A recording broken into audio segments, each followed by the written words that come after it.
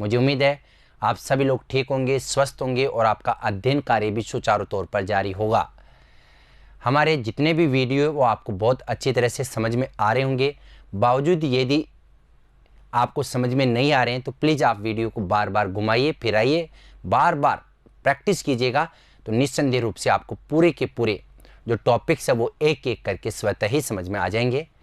आज का हमारा टॉपिक जैसा कि आप स्क्रीन पे देख पा रहे हैं, आज हम पढ़ेंगे पत्र लेखन। जी हाँ, पत्र लेखन कक्षा 9 रचना प्रकरण के अंतर्गत आता है ये, और भाग 1 क्योंकि इसके 2 पार्ट मैंने किए हैं, एक औपचारिक पत्र का और दूसरा अनौपचारिक पत्र का, क्योंकि पत्र के मुख्य रूप से 2 भेद माने गए हैं। ये आपके सर का नाम है, करें शुरुआत। चलिएगा, पत्र लेखन नाम से पता चल रहा है पत्र लिखते समय ध्यान रखने योग्य कुछ बिंदु है।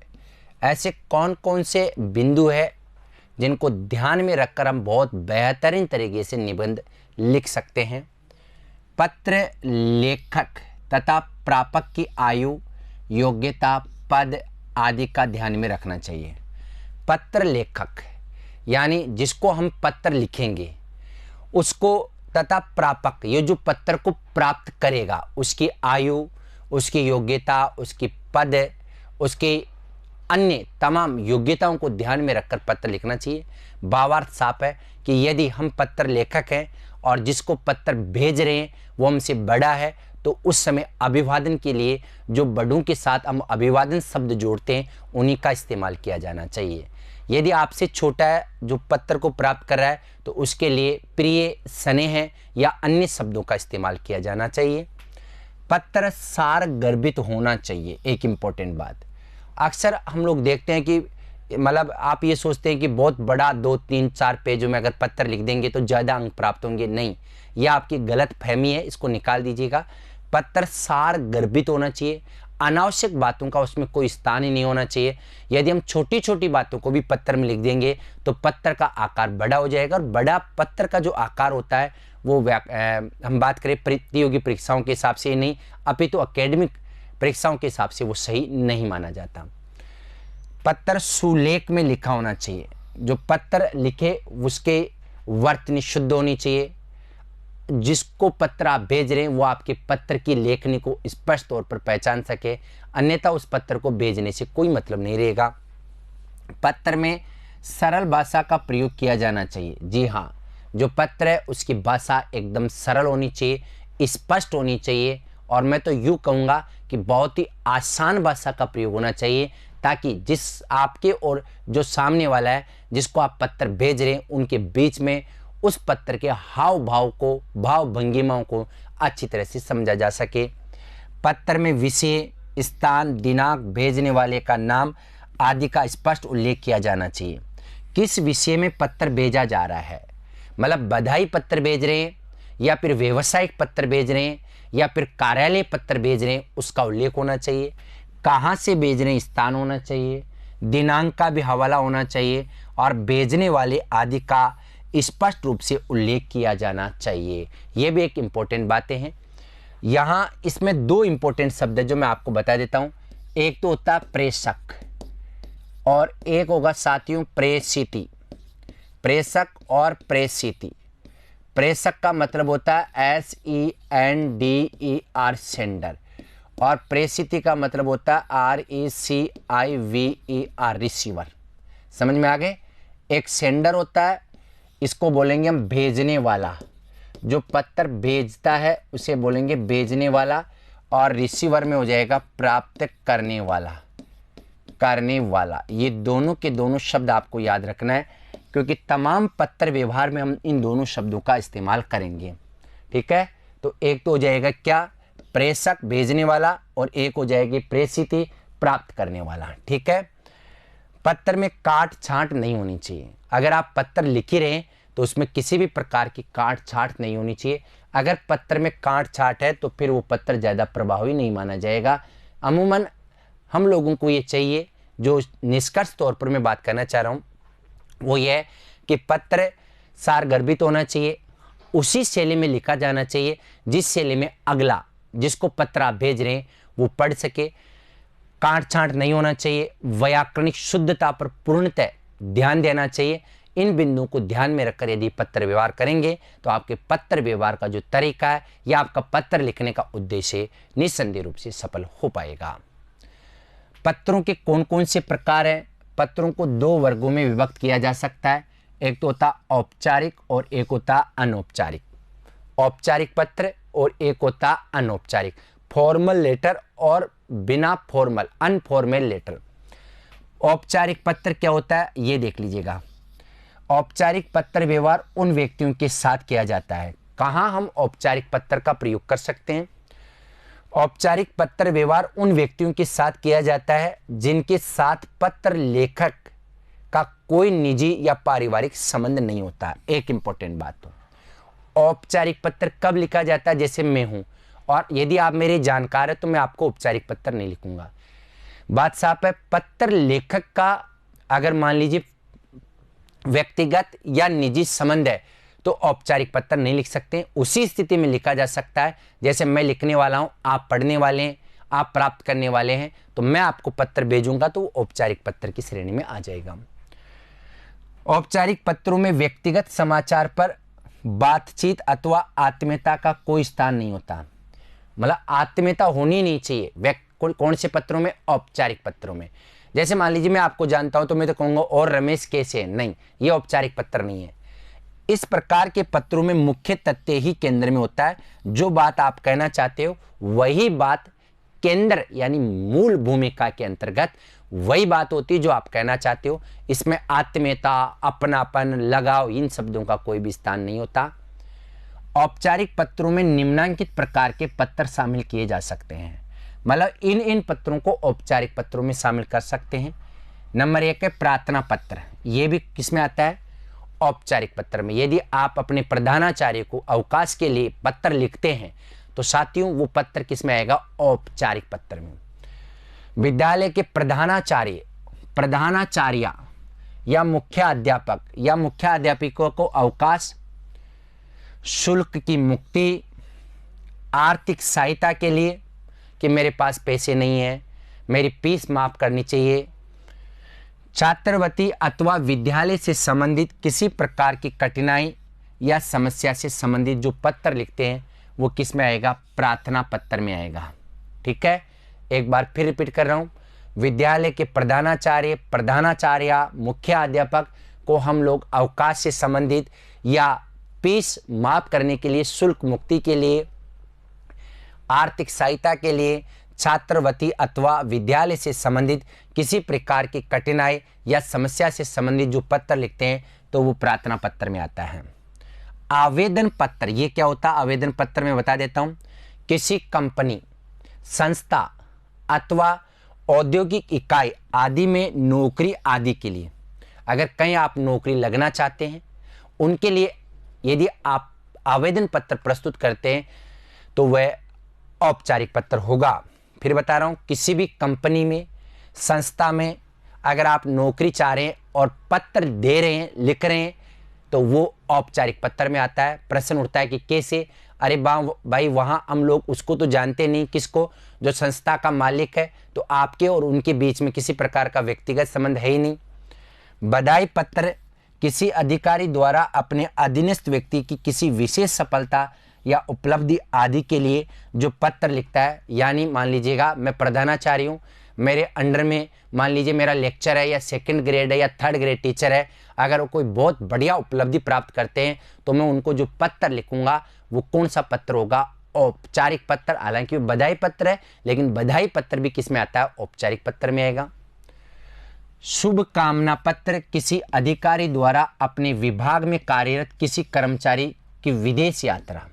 वही बात है, जैसे मैं प्रधानाचार्य हूं, फिर रिपीट कर रहा हूं, अगर मेरे विभाग का कोई भी व्यक्ति विदेश यात्रा पर जा रहा है तो मैं उसको क्या लिख सकता हूं? शुभकामना पत्र लिख सकता हूं। यदि मान लीजिए किसी का प्रमोशन हो जाती है, पदोन्नति हो जाती है, तो मैं उस समय जो पत्र लिखूंगा वो शुभकामना पत्र तो होगा ही होगा, लेकिन वो किसके अंतर्गत आएगा? वो जो पत्र है वो साथियों आएगा औपचारिक पत्र में। धन्यवाद पत्र क्या होता है? किसी विशेष उत्सव, कार्यगोष्ठी, कार्यक्रम, शिविर, प्रशिक्षण कार्यक्रम आदि में सहयोग देने के लिए किसी विशेषज्ञ, शिक्षाविद आदि को धन्यवाद देने के लिए जो पत्र काम में लेते हैं उन्हें धन्यवाद पत्र कहा जाता है। एक बार पुनः सुनिएगा।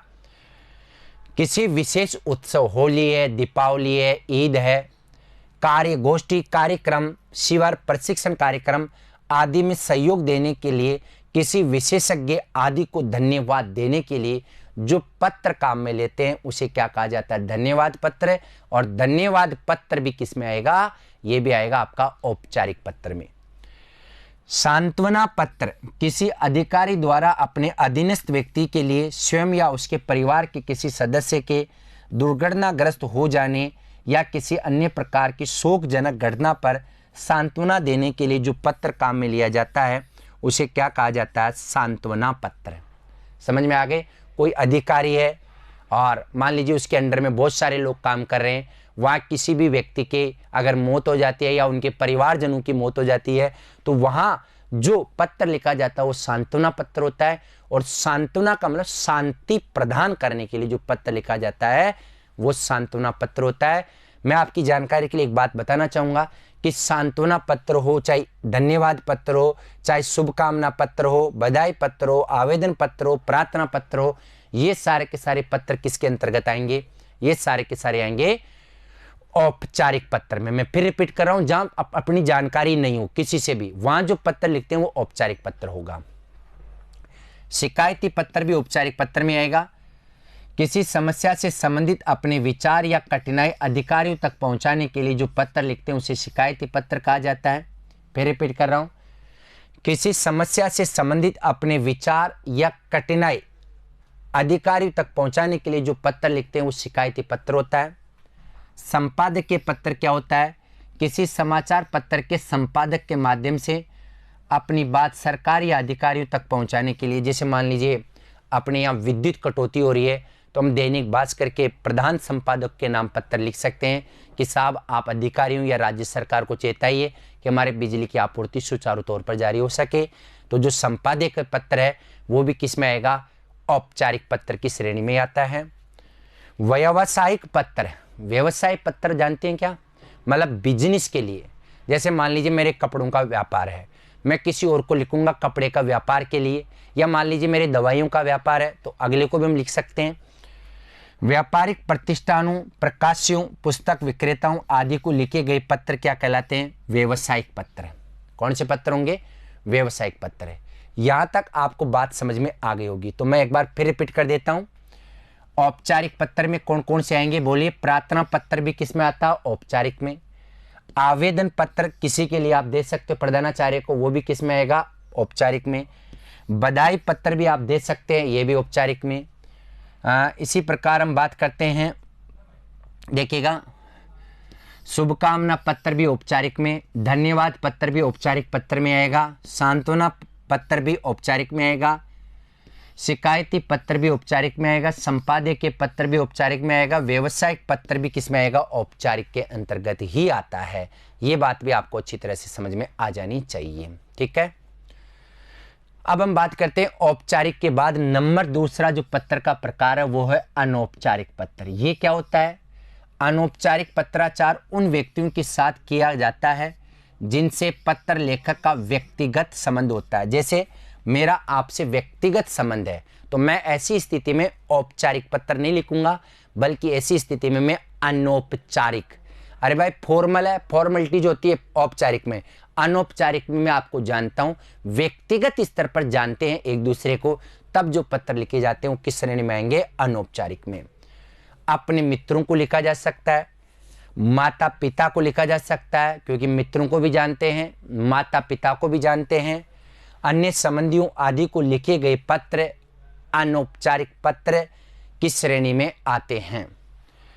अनौपचारिक पत्रों में आत्मीयता का भाव रहता है, समझ रहे हैं आप लोग? आत्मीयता का पुट रहता है तथा व्यक्तिगत बातों का उल्लेख भी किया जाता है। आत्मीयता का पुट होता है और व्यक्तिगत बातों का उल्लेख भी किया जाता है। जैसे मान लीजिए मैं अपने माता पिता को लिख रहा हूं तो घर के और सदस्यों के बारे में भी हम लिख सकते हैं, जबकि औपचारिक पत्र में ऐसा देखने को नहीं मिलता और ऐसा उल्लेख किया भी नहीं जा सकता। अनौपचारिक पत्रों में निम्नलिखित प्रकार के पत्र रखे जा सकते हैं। इसमें भी आ सकते हैं धन्यवाद पत्र, लेकिन एक ही लाइन बता देता हूं, ये सारे के सारे पत्र कहाँ लिखे जाते हैं? व्यक्तिगत स्तर पर। व्यक्तिगत स्तर पर धन्यवाद पत्र, जैसे मान लीजिएगा मैं किसी भी अपने छोटे को, अपने से बड़े को, अपने मित्र जिसको मैं जानता हूं, अगर मेरी उसने सहायता की है तो मैं उसको धन्यवाद पत्र लिख सकता हूं। लेकिन कब लिखूंगा? जब वो व्यक्तिगत स्तर पर जानते हैं। बधाई पत्र, जैसे मान लीजिए मेरा छोटा भाई है और उसने पूरे के पूरे इंडिया में वर्ल्ड कप जीतने में, क्रिकेट मैच में महत्वपूर्ण भूमिका अदा की, तो मैं मेरे भाई को जो पत्र लिखूंगा, क्योंकि मैं उनको जानता हूं, तो वहां जो पत्र होगा कौन सा होगा? बधाई पत्र, कॉन्ग्रेचुलेशन।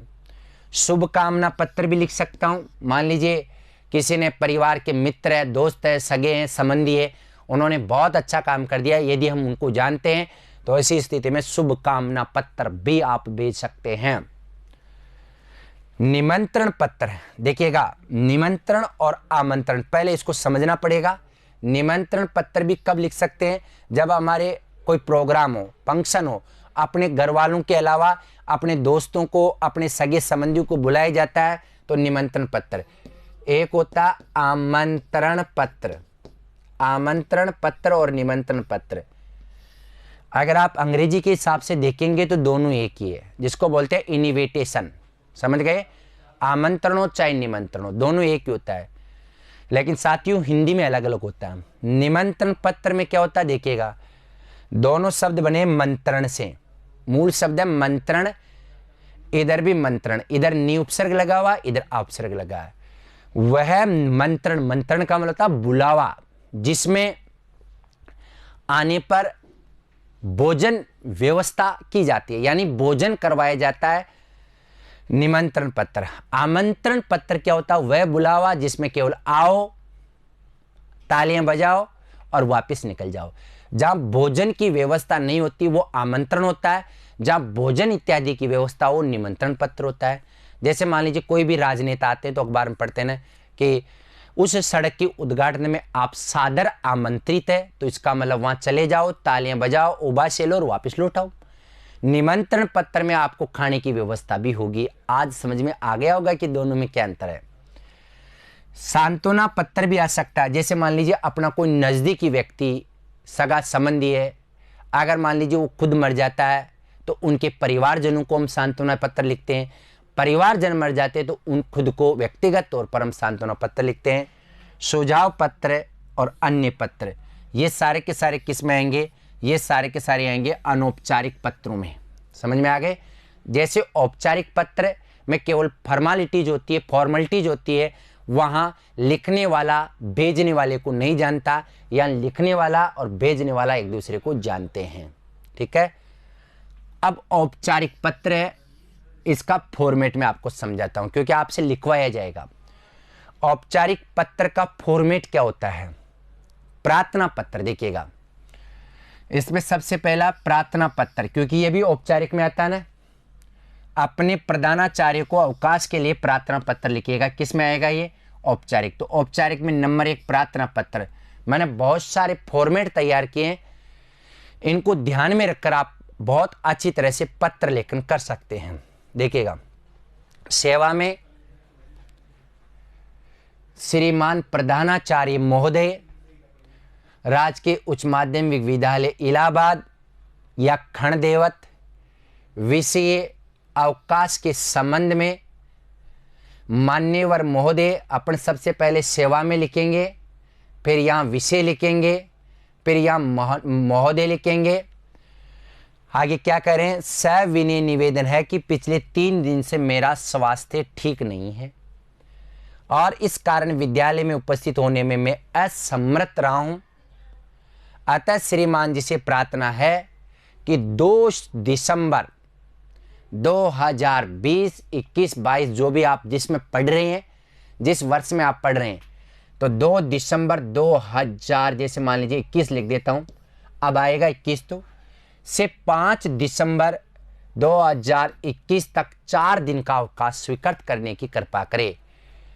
इसके लिए मैं सदैव आपका आभारी रहूंगा। आपका आज्ञाकारी शिष्य सजल प्रभाकर, कक्षा 9 ब, दिनांक 2 दिसंबर से लिख रहा तो 2 दिसंबर ही लिखेगा, राइट। अब एक बात बताइए, व्यक्तिगत स्तर पर सजल प्रभाकर प्रधानाचार्य इलाहाबाद को नहीं जानते हैं। व्यक्तिगत स्तर पर अगर जानते ना तो फिर अनौपचारिक पत्र होता है, लेकिन जो प्रार्थना पत्र होता है इसमें गुरु और शिष्य का संबंध तो है, लेकिन व्यक्तिगत स्तर पर उसका कोई भी संबंध नहीं होता। लिख देंगे क्या, एक बार पुनः देखिएगा, इधर सेवा में आ जाएगा, इधर विषय आ जाएगा, इधर महोदय आ जाएगा, और लास्ट में लिख देगा आपका आज्ञाकारी शिष्य सजल प्रभाकर कक्षा 9, इधर आता दिनांक। और आप चाहे तो दिनांक से ऊपर लिख सकते हैं, बीच में धन्यवाद। कहाँ, इसके नीचे देखिएगा, ये कक्षा 9 के इस साइड में, मतलब समझ रहे हैं आप लोग, यहाँ फिर नीचे दिनांक आ जाएगी। आप चाहे तो लिख सकते हैं, नहीं भी चाहे तो कोई दिक्कत नहीं है। बुक बैंक योजना से पाठ्य पुस्तकें प्राप्त करने के लिए अपने विद्यालय के प्रधानाचार्य को एक प्रार्थना पत्र लिखो। यह भी कौन सा पत्र हो गया, बोलिए जी, औपचारिक। ठीक है, एक प्रार्थना पत्र लिखेगा औपचारिक। सेवा में श्रीमान प्रधानाचार्य महोदय, रमन उच्च माध्यमिक विद्यालय लखनऊ उत्तर प्रदेश। ठीक है, सेवा में प्रधानाचार्य को लिख रहे हैं। विषय क्या है, बुक बैंक योजना से पाठ्य पुस्तकें प्राप्त करने के संबंध में। कोई बुक बैंक योजना है, उसके माध्यम से पाठ्य पुस्तक यानी किताबें प्राप्त करने के संबंध में। महोदय, निवेदन है कि मैं आपके विद्यालय में कक्षा 9A का विद्यार्थी हूं। बिल्कुल सही है। मेरे पिताजी वृद्ध एकदम बुजुर्ग है, कमजोर है, आर्थिक विपन्नता के कारण, यानी मेरे पास पैसे नहीं, आर्थिक संपन्नता का मतलब पैसे वाला, और आर्थिक विपन्नता के कारण मैं बड़ी कठिनाई से अपना अध्ययन कार्य चला पा रहा हूं। मैंने किसी प्रकार विद्यालय शुल्क तो जमा करा दिया है, मतलब आपकी स्कूल में फीस तो जमा करा दी है, किंतु पाठ्य पुस्तकों का प्रबंध कर पाने में असमर्थ हूं, यानी मैं किताबें नहीं खरीद सकता। मैंने पिछले वर्ष कक्षा 9 की परीक्षा में 65% अंक प्राप्त किए थे। मतलब पिछले साल कक्षा 9 तो 8 में लिख दो, 7 में लिख दो, जो भी है। जैसे आप 9वीं के हैं तो पिछले वर्ष कक्षा 8 आ जाएगा। इधर समझ में आ गए कि परीक्षा में 65% अंक प्राप्त किए थे। आशा है आप इस वर्ष भी मेरे लिए बुक बैंक योजना से पाठ्य पुस्तकों की व्यवस्था कराने का कष्ट करेंगे। बिल्कुल सही है। बुक बैंक योजना से बच्चों को बहुत कम शुल्क लेकर उनको पुस्तकें दी जाती है, और जैसे ही आपका सत्र, जिसको आप कहते हैं सेशन, समाप्त होता है तो उन किताबों को वापस जमा करवा दिया जाता है, ताकि अगले सेशन में फिर किसी नीडी व्यक्ति को, जरूरतमंद व्यक्ति को उनसे सहायता मिल सके। आपका आज्ञानुवर्ती रमेश कुमार, कक्षा 9A। और यहाँ जो आप बता रहा हूँ ना, ये वाली बात, इससे जस्ट नीचे यहाँ आप लिख लीजिएगा धन्यवाद, और नीचे दिनांक 14 सितंबर 2021 को ये बात लिख रहा है, ताकि मैं अच्छी तरह से पढ़ पाऊँ, आपका नाम रोशन कर पाऊँ। एक बार पुनः सुन लीजिएगा, देखिएगा।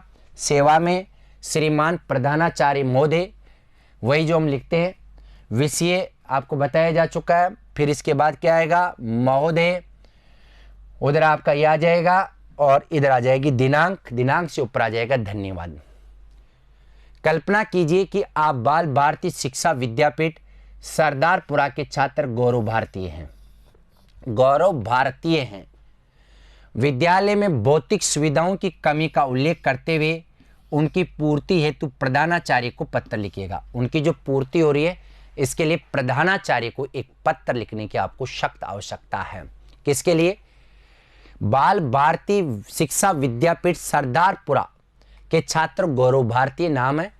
विद्यालय में भौतिक सुविधाओं की कमी का उल्लेख करते हुए, भाई कौन कौन सी, जैसे मान लीजिए आप साइंस के विद्यार्थी हैं, लैब नहीं है, आर्ट्स के विद्यार्थी है तो पुस्तकालय में पुस्तकें नहीं है, इनका उल्लेख कीजिएगा। सेवा में श्रीमान प्रधानाचार्य महोदय, बाल भारती शिक्षा विद्यापीठ सरदारपुरा। विषय वही जो हम लगातार लिखते हैं। विद्यालय में भौतिक सुविधाओं की पूर्ति करने के संबंध में मान्यवर निवेदन है कि हमारा विद्यालय एक प्रतिष्ठित शिक्षण संस्थान है। यहाँ की शिक्षा पद्धति एवं अनुशासन सदा प्रशंसनीय रहे हैं, किंतु खेद है कि वर्तमान में विद्यालय में सामान्य फर्नीचर, पंखे, खेल कूद के सामान तथा प्रयोगशाला के उपकरणों का अभाव है। पुस्तकालय में पत्र पत्रिकाओं की भी नियमित पूर्ति नहीं हो पा रही है, जिससे छात्रों के अद्यतन यानी अध्ययन और नव्यतम ज्ञान की प्राप्ति में बाधा आ रही है। अद्यतन का मतलब आज तक जो ज्ञान उन्होंने प्राप्त किया वो भूल रहे हैं, और नव्यतम का मतलब नवीन ज्ञान को प्राप्त नहीं कर पा रहे हैं। इसलिए हमारा व्यक्तिगत आपसे सुझाव है, आग्रह है कि आप विद्यालय में भौतिक संसाधनों की पूर्ति करवाए। कहने का मतलब पुस्तकालय में अच्छी अच्छी किताबें आप रखवाने का कष्ट करें, या फिर मान लीजिए आप लैब या साइंस के विद्यार्थी हैं तो लैब के बारे में भी आप लिख सकते हैं। अतः आपसे सादर अनुरोध है कि उपर्युक्त, ऊपरी प्लस उक्त, ऊपरी प्लस उक्त यानी जो ऊपर लिखी गई है, इन सुविधाओं को उपलब्ध करवाइए। आप लोग जल्दबाजी में कौन सा शब्द लिखते हैं? उपरोक्त। उपरोक्त कोई शब्द नहीं होता, ये गलत शब्द है, मैं बता देता हूं। आपका आज्ञानुवृत्ति गौरव भारतीय कक्षा 9 है। फिर यहाँ आप लिख सकते हैं बीच में धन्यवाद, 9वीं के नीचे यहाँ दिनांक 15 सितंबर 2021 में आप पढ़ रहे हैं, लिख रहे हैं, पढ़ेंगे, देखेंगे, पढ़ चुके हैं, सभी चीज़ें इस पर लागू हो रही है। सही है। हाँ, व्यवसायिक पत्र, ये भी किस में आता है? व्यवसायिक पत्र भी आपको पता, औपचारिक में। जैसे दो बिजनेसमैन आपस में बातचीत करेंगे तो वहां औपचारिक पत्र लिखा जाएगा। आप सचिन क्रिकेट क्लब के प्रबंधक हैं। आपने Chawla games and sports Jalandhar को बॉल बॉर बैट्स का ऑर्डर भेजा था। 15 दिन बाद भी सामान न प्राप्त होने पर फर्म को एक स्मरण पत्र, जिसको अंग्रेजी में बोलते हैं रिमाइंडर, समझ में आ गए? रिमाइंडर लेटर, स्मरण पत्र, इसका दूसरा नाम है अनुस्मारक पत्र। जी हाँ, स्मरण पत्र कह सकते हैं या अनुस्मारक पत्र भी इसको आप कह सकते हैं। सेवा में अब देखिएगा, marketing manager, Chawla games and sport, Jalandhar, Punjab. ये जो लिख रहे हैं ना, ये कौन है और ये कौन है, ये भी मैं आपको बता देता हूँ। ये तो है प्रेषिति। प्रेषिति, प्रेषिति का मतलब प्राप्त करने वाला, प्राप्त करने वाला, जो पत्र को प्राप्त करेगा ना वो है तो। और ये है आपका कौन बताइए? ये है प्रेषक। प्रेषक का मतलब पत्र को भेजने वाला, ठीक है। इसको अंग्रेजी में बोलते हैं SENDER, और इसको बोलेंगे RECIVER, रिसीवर, ठीक है। ये भेजने वाला है और वो पत्र को प्राप्त करने वाला है। सेवा में नहीं, ये पत्र को प्राप्त करने वाला, वो भेजने वाला, ठीक है। सेवा में marketing manager, Chawla games and sports, Jalandhar, Punjab. और कौन भेज रहा? पुनीत पालीवाल, प्रबंधक, सचिन क्रिकेट क्लब, मालवीय नगर, हापुड़, दिनांक इतने 6 मार्च 2021। विषय तो अब आपको दो चीजें समझनी पड़ेगी। प्रेषक भेजने वाले का तो कहाँ आएगा? इस और जो प्राप्त करेगा इस पत्र को, उसका नाम, पता, एड्रेस इधर आएगा। भेजने वाले का नाम, पता, एड्रेस इस साइड में आएगा। सामान प्राप्त करने के संदर्भ में महोदय कृपया मेरे दिनांक 20 फरवरी 2021 के ऑर्डर पत्र का अवलोकन करें। मैंने जो 20 फरवरी 2021 को ऑर्डर मैंने भेजा था कि हमें ये चीज़ें चाहिए। 15 दिन बीत जाने पर भी ऑर्डर में लिखित माल प्राप्त नहीं हुआ। सामान के न आने से हमको बहुत परेशानी हो रही है। कृपया शीघ्र, अति शीघ्र, जी हाँ, शीघ्र प्लस अति शीघ्र ऑर्डर की आपूर्ति की व्यवस्था करें। धन्यवाद। भवदीय पुनीत पालीवाल। ये जो भेजने वाला है ना, ये आएगा भवदीय, कौन आएगा? पुनीत पालीवाल। एक ही चीज याद रखना है, इधर तो जो पत्र को प्राप्त करेगा उसका पता, नाम सहित, इधर जो भेज रहे उसका नाम, पता, विषय में वही आ जाएगा। नीचे ही नीचे क्या आ जाएगा? पुनीत, यानी जो भेजने वाला है उसका सिग्नेचर और उनके कहने का मतलब नाम नीचे नीचे आएगा बहुदी में। आपके क्षेत्र में अनधिकृत मकान बनाए जा रहे हैं। अनधिकृत का मतलब अनऑथराइज। इनकी रोकथाम के लिए जिला अधिकारी को एक पत्र लिखो। मान लीजिए जिस इलाके में आप रह रहे हैं वहाँ अनावश्यक रूप से लोग मकान बना रहे हैं, अनलीगली बना रहे हैं, जो वैधानिक ढंग से सही नहीं है, तो वहाँ आप इसकी रोकथाम के लिए जिला शिक्षा अधिकारी को पत्र लिखिए। फिर मैंने बताया ना, सेवा में जिला शिक्षा अधिकारी रतलाम, ठीक है। ये कौन है बताइए? ये है प्रेषिती। प्रेषिती का मतलब हो गया RECIVER। रिसीवर का मतलब हो गया प्राप्त करने वाला, जो इस पत्र को प्राप्त करेगा। और ये कौन है? भेजने वाला, जिसको हम बोलेंगे नाम से प्रेषक, अंग्रेजी में SENDER, सेंडर। और इधर हो जाएगा प्राप्त करने वाला, ये भेजने वाला, प्राप्त करने वाला नहीं, भेजने वाला, सेंडर, ठीक है। वही दिनांक 19 जनवरी 2021 आप लिख दीजिएगा। विषय अनधिकृत निर्माण के विषय में महोदय यहाँ आएगा ही आएगा। मैं आपका ध्यानाकर्षण, ध्यान प्लस आकर्षण से ध्यानाकर्षण, बिहार में बड़े पैमाने पर हो रहे अनधिकृत निर्माणों की ओर आकर्षित करना चाहता हूँ। हाँ, मैं आपका ध्यान, ऐसे लिखो, ध्यान कर्षण बिहार में बड़े पैमाने पर, कॉलोनी का नाम है, हो रहे अनधिकृत निर्माणों की ओर आकर्षित करना चाहता हूं।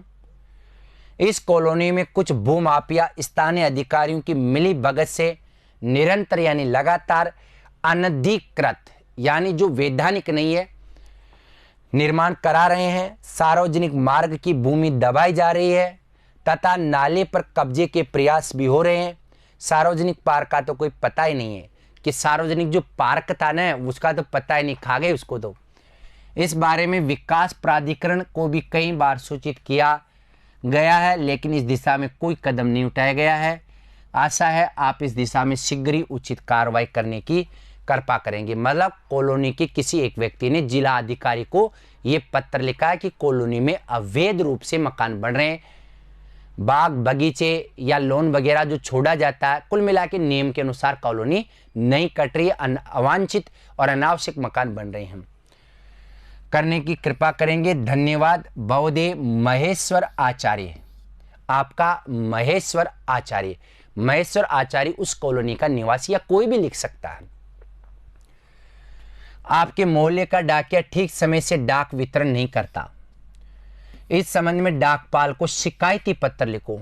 जो डाकिया आज तो जमाना ही नहीं रहा, लेकिन फिर भी पत्रों की जो परंपरा वो कायम है, लिख देते हैं, क्या दिक्कत है। ये देखिएगा, मैंने आपको बताया जिसको लिख रहे हैं तो ये हो गया प्रेषित, प्राप्त करेगा ये, और ये भेजने वाले हैं, समझ में आ गए, प्रेषक भेजने वाले, पत्र को भेजने वाला इधर आएगा, समझ में आ गए, और पत्र को प्राप्त करने वाला का नाम और पता इस साइड में आएगा, ठीक है।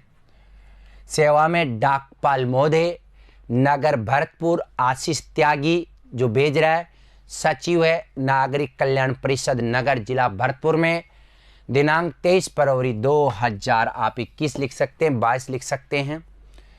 विषय डाक वितरण असंतोषजनक होने के संबंध में कि डाक का वितरण सही ढंग से नहीं हो रहा है, इस संबंध में पत्र लिख रहे हैं।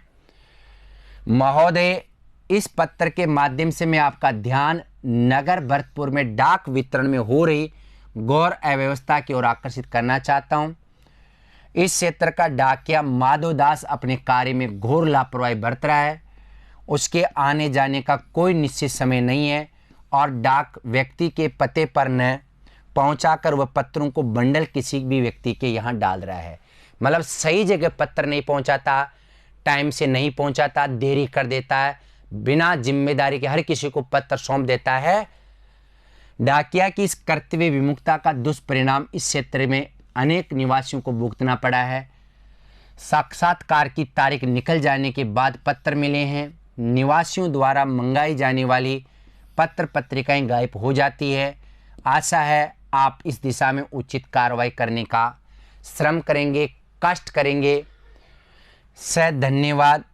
ये देखिएगा, भवदेव आशीष त्यागी, आशीष त्यागी जो डाक विभाग के मुखिया है, डाकपाल महोदय को ये पत्र लिख रहे हैं। तो फिर एक बार देखिएगा, इधर तो जो पत्र को प्राप्त करेगा उसका एड्रेस आएगा, इधर जो भेजेगा उसका एड्रेस आएगा, विषय वही आ गया महोदय, और लास्ट में जिसने पत्र भेजा उसका नाम, और कभी कभार क्या आता है सिग्नेचर भी आ जाता है, हस्ताक्षर।